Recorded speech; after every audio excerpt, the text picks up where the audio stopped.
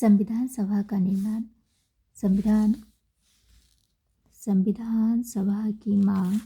भारत में संविधान सभा के गठन का विचार वर्ष 1934 में पहली बार एम एन रॉय ने रखा। एम एन रॉय को संवैधानिक सलाहकार भी कहते हैं। भारत में वामपंथी आंदोलन के प्रखर नेता थे कौन? तो एम एन रॉय। उसके बाद 1935 में भारतीय राष्ट्रीय कांग्रेस ने पहली बार भारत के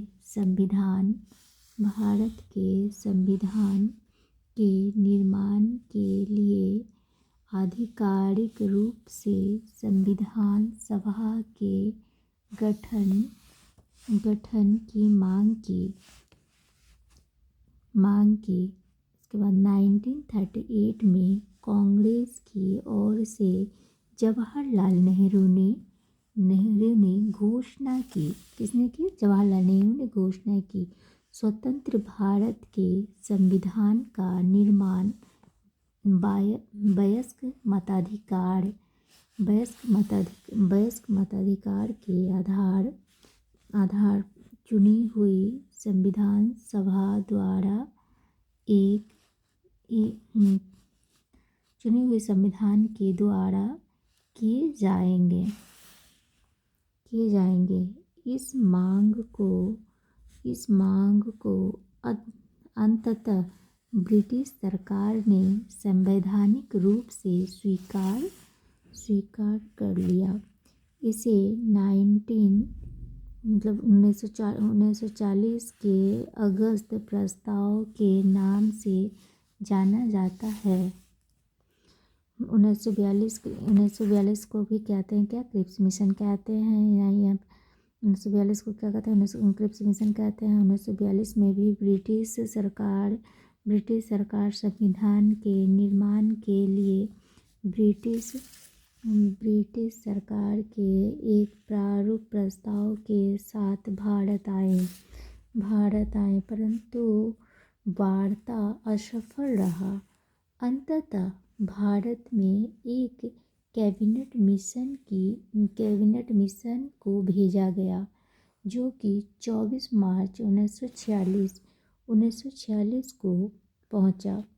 इन्होंने अपनी योजना 16 मार्च 1946 को प्रकाशित किया। अब संविधान सभा का गठन देखते हैं कैसे हुआ है। तो संविधान सभा के लिए चुनाव जुलाई अगस्त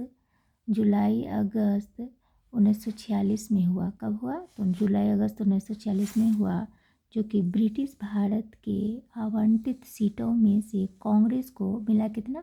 तो 208 सीट मिला। कांग्रेस को 208 सीट मिला और उसमें मुस्लिम लीगों को जो मिला है 73 सीट मिला है, 73 सीट मिला। और उसमें से जो छोटे समूह वो स्वतंत्र सदस्य जो थे उनमें उन लोगों को मिला है कितना? 15 सीट मिला। हालांकि देसी रियासतों को आवंटित की गई है। उसके 93 या 93 सीटें हालांकि भर नहीं पाई, क्योंकि उन्होंने खुद को संविधान सभा से अलग रखा था। कैबिनेट मिशन योजना द्वारा सुझाए गए प्रस्तावों के तहत नवंबर 1946 में संविधान सभा का गठन हुआ।